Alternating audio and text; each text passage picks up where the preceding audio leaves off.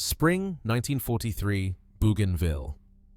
Japanese pilots, experts in outturning any rival in the Pacific, confidently mislabel a new American aircraft as just another sluggish Hellcat until tangled wreckage and bulletproof glass force a terrifying re-evaluation. The fighter's name is whispered in briefings: Corsair. Whistling death, built with an engine so powerful and guns so heavy it overturned not just dogfights but the very doctrine of Japan's air war. But how did the plane they first ridiculed become the nightmare that shattered morale across an empire? Radio chatter over Bougainville in the spring of 1943 crackled with uncertainty. Japanese flight leaders, trained to spot every American silhouette, logged sightings of a new blue fighter but dismissed it as just another Grumman Hellcat. Squadron intelligence logs from Rabaul echoed the same mistake. Entries described enemy F-6F types with unfamiliar speed and vertical attack patterns. Pilots in the air, however, sensed something was off.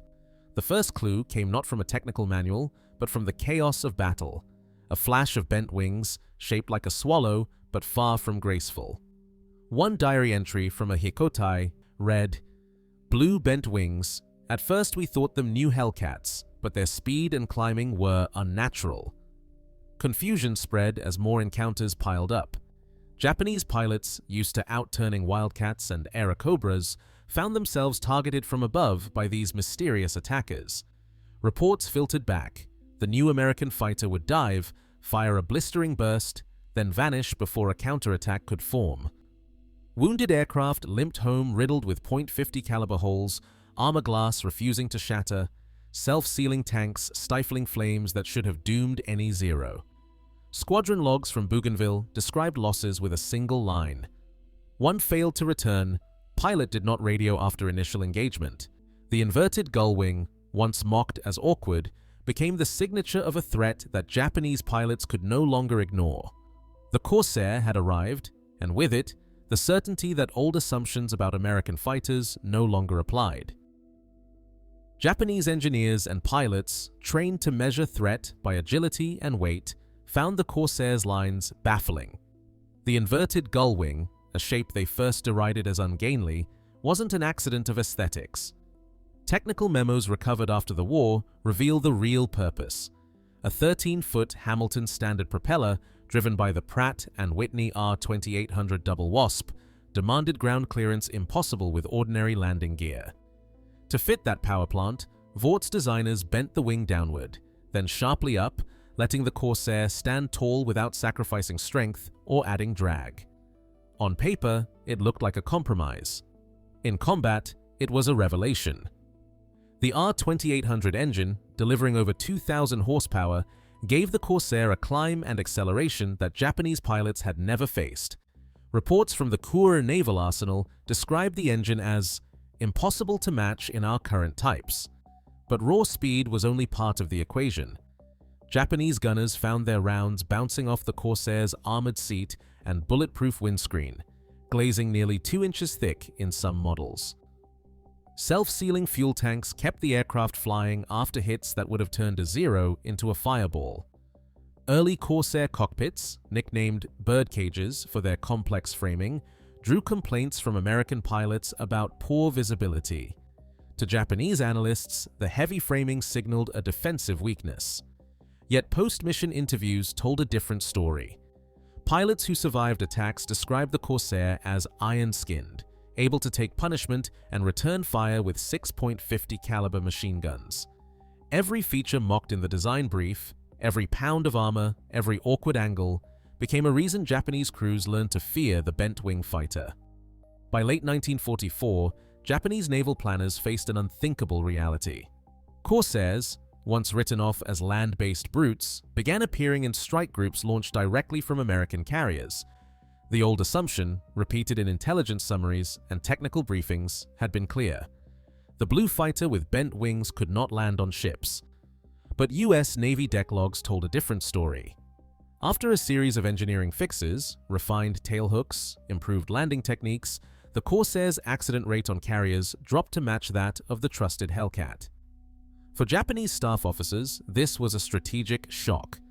A captured post-war memo, blunt in its admission, read, We believed the blue fighter could not land on ships. Now they come from the sea. There is no escape.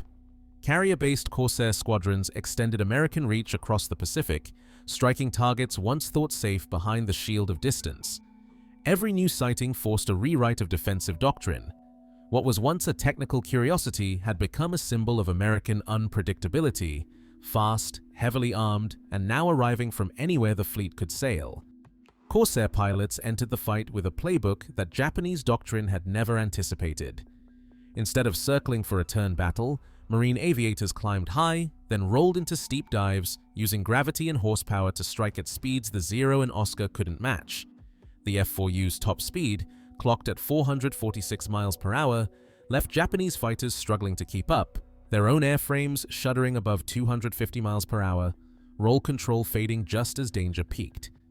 In those moments, the Corsair's 6.50 caliber machine guns spoke with a volume and reach that outclassed anything the enemy could bring to bear. Japanese pilots who tried to follow into a dive risked structural failure. Those who stayed above became targets for the next slashing pass. Post-war engineering notes from the Corsair arsenal marveled at the Corsair's ability to retain control at high speed, calling its energy tactics impossible to counter with current types. For every Japanese ace, the new reality was simple. The bent-wing fighter chose the terms of every fight and rarely lost. The first warning never came from radar or radio, but from the air itself.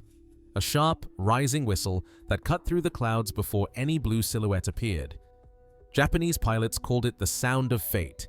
On the ground, infantrymen learned to freeze at the slightest note, knowing that the Corsair's approach meant no shelter was safe. Over Okinawa, combat air patrols circled high, engines echoing across the island. When kamikaze groups formed up for their desperate runs, Corsairs would drop from altitude in a torrent of gunfire and speed, scattering formations before they could organize. Surviving pilots described the panic as their units broke apart, each man for himself.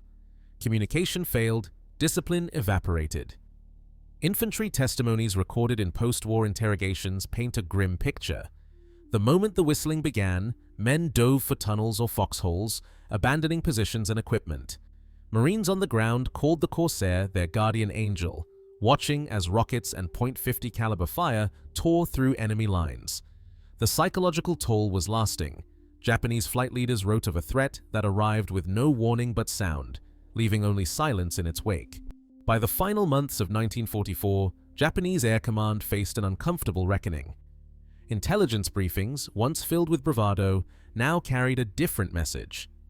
Internal summaries began to caution against direct combat with the blue, bent-wing fighter. Field reports described Corsair units as nearly invulnerable to standard armament, and squadron leaders were quietly instructed to prioritize bomber interception or withdrawal over engaging American fighters head-on. According to Allied translations of captured briefings, pilots were told, "Do not engage unless advantageous. Avoid slashing attacks. Report sighting immediately." This shift, never formalized in a single order, spread through oral briefings and squadron meetings. The language of doctrine had changed. The Corsair was to be respected, even feared. For many pilots, this was the first official surrender in the air, an acknowledgement that some battles were no longer worth the risk. Post-war analysis drew a stark line under the Corsair's legacy. In official Navy and Marine Corps records, Corsair pilots were credited with destroying over 2,140 Japanese aircraft for just 189 combat losses, a kill ratio greater than 11-1. No other Allied fighter in the Pacific matched this record. Japanese technical reports, once dismissive, became case studies in adaptation. Late-war designs such as the Ki-84 and Shidenkai borrowed heavily from the Corsair's formula: speed, firepower, and protection over maneuver alone. Yet these efforts arrived too late to stem the tide. The bent-wing fighter's impact reached beyond victory counts. It forced a rethinking of air combat, left a blueprint for future fighters, and stood as the aircraft that broke the back of Japan's veteran Air Corps. Japanese combat reports and technical memos, once dismissive, shifted to warning pilots about the Corsair's high speed, heavy firepower, and armored protection. Documents from 1943 show initial confusion, while later intelligence summaries recognized the Corsair by its distinct gull wings and called for new tactics. Captured memos confirm a growing emphasis on avoidance and survival over dogfight valor. In the Pacific, the arrival of the Corsair marked the beginning of the end for Japan's aerial supremacy.